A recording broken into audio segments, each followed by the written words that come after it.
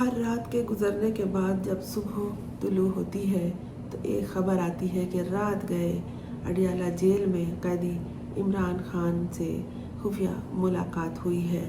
ملاقات کس کی ہوئی ہے یہ خبر کبھی سامنے نہیں آئی، اور کون تھا وہ شخص یا وہ شخصیات کون تھی جنہوں نے اس سے ملاقات کی۔ اسے خصوصی طور پر یقیناً ملاقات میں راضی کرنے کے لیے بھیجا گیا ہوگا کہ جا کے اس سے ڈیل کی بات کرو، مذاکرات کی بات کرو، اپنے لیے بھی آسانی پیدا کرو اور ہمارے لیے بھی آسانی۔ رات کو یہ خفیہ ملاقاتیں ہوتی ہیں اور اس کے بعد دن میں اس کے جو سوشل میڈیا ایکٹیوسٹ ہیں انہیں دہشت گرد کہا جاتا ہے اور ان پہ الزام لگایا جاتا ہے اور اس کے لوگوں کو، نوجوانوں کو اغوا کر کے بڑھاپے کے حدود پر کھڑا کر کے چھوڑ جاتے ہیں، اور پھر وہی رات گزرتی ہے اور صبح طلوع ہوتی ہے۔ اس حوالے سے جب کوئی خبر آتی ہے تو جو خبروں کی کھوج میں رہتے ہیں وہ اس بات میں جٹ جاتے ہیں کہ کہیں سے وہ سرا نکال لائیں جس میں وہ شخص بندھے ہیں، وہ لوگ بندھے ہیں جو اس سے خفیہ ملاقات کرنے گئے تھے۔ وہ ہمیشہ ہر کسی کو ڈیل اور مذاکرات کے حوالے سے مایوس کر کے لوٹا دیتا ہے، اس لیے کہ وہ اپنے عوام کا بھرم اور اپنے ووٹرز کی عزت کی لاج رکھنا چاہتا ہے۔ اس یقین اور ایمان پر وہ پورا اترنا چاہتا ہے جو اس کے ووٹرز نے اس سے امیدیں وابستہ کر رکھی ہیں۔ عمران خان سے متعلق خفیہ ملاقاتوں کے حوالے سے مختلف معلومات ملتی ہیں اور کچھ دعووں کی تصدیق ابھی تک ممکن نہیں ہو سکی ہے، لیکن آئے دن یہ ملاقاتیں ہوتی ہیں۔ ان کے ایک 100 سالہ دوست تھے، انہیں بھی خصوصی طور پر اس سے ملاقات کے لیے اور راضی نامہ کرنے کے لیے بھیجا گیا تھا۔ اب ان کے دوست اس دنیا سے گزر چکے ہیں اور اب دوسرے لوگوں کو بھیجا جاتا ہے۔ کہیں سے بھی کوئی بھی ایسا ہو جسے عمران خان کو تیار کرنے میں آسانی ہو۔ شاہ محمود قریشی جو عمران خان کے ساتھی تھے ہیں، ان کی طبیعت ان دنوں ناساز ہے اور انہیں بھی اس حوالے سے تیار کیا گیا کہ وہ عمران خان کو ڈیل پر راضی کریں، اور وہ بھی عمران خان کو راضی نہ کر سکے تو پھر ان کے ساتھ بھی کچھ اچھا سلوک نہیں کیا گیا۔ ملاقاتوں کے حوالے سے اعجاز الحق کے دعوے بھی رہے ہیں۔ وہ مسلم لیگ ضیاء کے سربراہ ہیں اور 24 نومبر 2024 سے قبل عمران خان سے کچھ خفیہ ملاقاتوں کی انہوں نے اطلاع دی تھی۔ اعجاز الحق کا یہ کہنا تھا کہ یہ ملاقاتیں عمران خان سے اس لیے ہوئی کہ ان سے مذاکرات کے سلسلے کو دراز کیا جا سکے جو حکومت اور اسٹیبلشمنٹ کے مشاورت سے جاری تھی، تاہم انہوں نے یعنی اعجاز الحق نے ان ملاقاتوں کی تفصیل نہیں بتائی۔ اسی طرح مولانا فضل الرحمان نے بھی یہ دعویٰ کیا تھا کہ مارچ 2023 میں سابق امریکی سفیر زلمے خلیل زاد نے عمران خان سے خفیہ ملاقات کی۔ اس دعوے کی کوئی بھی تصدیق نہیں ہو سکی اور اسے سیاسی بیانات کا حصہ سمجھا گیا۔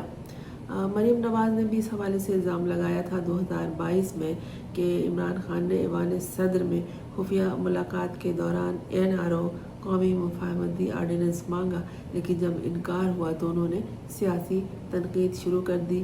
یہ دعویٰ سیاسی تناظر میں دیکھا جاتا ہے اور ایک قیاس آرائی ان کی رہی ہے۔ جنرل باجوہ سے ملاقات کی سوشل میڈیا پر ہی ایک پوسٹ میں یہ دعویٰ کیا گیا تھا کہ عمران خان کو جنرل باجوہ کے سوسر کے گھر خفیہ طور پر لے جایا گیا، جہاں ان کی جنرل باجوہ سے ملاقات ہوئی۔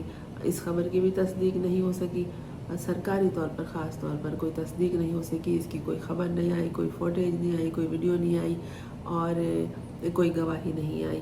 حکومت سے مذاکرات کے حوالے سے بیرسٹر گوہر نے مئی 2025 میں کہا تھا کہ عمران خان اور موجودہ حکومت کے درمیان کسی خفیہ ڈیل کی خبروں کی کوئی صداقت نہیں ہے، اور انہوں نے کہا تھا کہ عمران خان کبھی بھی کوئی خفیہ نہ ڈیل کریں گے، نہ مفاہمت کریں گے اور نہ ہی کوئی سودے بازی کریں گے، اور جو بھی مذاکرات ہوں گے وہ صاف اور شفاف ہوں گے، لوگوں کو اس کے بارے میں اطلاع ہوگی۔ ان تمام ملاقاتوں کی جو خفیہ اطلاعات ملتی ہیں یا جو سامنے آ جاتی ہیں ان کا حاصل کیا ہے، तो उनका हासिल ये है कि इन खुफिया मुलाकातों के बारे में ज़्यादातर मालूमात गैर मुसद्दक़ा है। गैर मुसद्दक़ा इस हवाले से कि इसकी बाकायदा कोई ख़बर जारी नहीं होती है। जब वक्त गुजर जाएगा तो ये सारी मुलाकातें तहरीरी तौर पर हमारे और आपके सामने आएंगी कि कुछ फ़ैसले, कुछ बातें ऐसी होती हैं जो वक्त पर सामने नहीं लाई जाती और वक्त गुजरने के बाद वो हमारे सामने तहरीरी तौर पर आ जाती है। कोई अपनी याददाश्तें लिखेगा, कोई अपनी किताब लिखेगा और हमें बताएगा कि उस वक्त ये हुआ था, फलां चुपके रात की तारीकी में इमरान खान से मिलने गए थे और उसके पाँव पड़ गए थे, उसकी मन्नत समाजत करते रहे थे कि बात कर लो, डील कर लो, मामलात को समेट लो, क्यों इतनी तकलीफ़ इस उम्र में उठाते हो। सियासी माहौल ऐसा कुछ बन चुका है कि इस तरह की ख़बरों को बहुत एहतियात से देखना और पढ़ना और जानना चाहिए। लेकिन दोस्तों, एक बात मैं बता दूं कि जब ऐसी खुफिया मुलाकातों की ख़बरें आती हैं तो कुछ न कुछ उसमें दुरुस्त बात होती है। कोई होता है जो रात को चैन से जब नहीं सो सकता तो वो सोचता है कि चलो उठते हैं और उससे किसी को भेज के बात तय कराते हैं या ख़ुद लोग चले जाते हैं और उस वक्त रात गए अडियाला का गेट खुल जाता है और वो तो वैसे ही अपने हिसाब किताब से सोता है। अडियाला का कैदी नंबर 804। तो बात होती है लेकिन बात बनती नहीं है और फिर बात अधूरी रह जाती है। जो जिंदा ज़मीर लोग हैं वो इमरान खान के मौक़िफ़ को कभी गलत नहीं कहेंगे। सियासी माहौल जो भी बना है उसमें तरह तरह की अफवाहें गर्दिश करती रहती हैं और उस वक्त इम्तहान हो जाता है ख़बरों पे नज़र रखने वालों का कि वो किन ख़बरों को मुसद्दक़ा और सच समझें, क्योंकि अक्सर ये ख़बरें प्रोपेगेंडे के लिए और सियासी हवाले से फ़ायदे हासिल करने के लिए फैलाई जाती हैं। और अक्सर इस तरह की ख़बरें सामने आती हैं कि रात को 2 शख्सियात ने उनसे खुफिया मुलाकात की।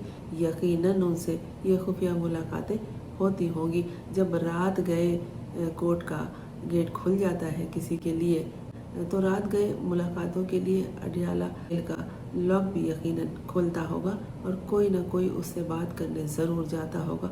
जब दिन की रोशनी में नाकामी हो जाती है तो रात की तारीकी का ये स्याह दिल वाले, स्याह सोच वाले नाकाम लोग फ़ायदा उठाते हैं। ये जो 2 नंबर रास्ते से, चोरी के रास्ते से हुक्मरान बने बैठे हैं, ये तारीकी का फ़ायदा उठाकर जाते हैं उस रोशन चेहरे वाले कैदी से मिलने के बात कर लो, मुज़ाकरात कर लो और मामलात को संभाल लो। लेकिन ऐसा होता नहीं है। वो अपनी बात पे अड़ा हुआ है।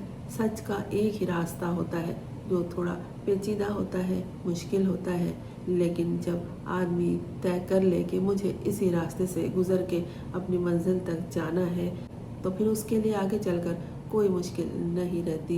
इमरान खान अपने ज़ात के लिए जेल में बंद नहीं है, अपनी ज़ात के लिए डील से, मुज़ाकरात से इनकार नहीं कर रहा।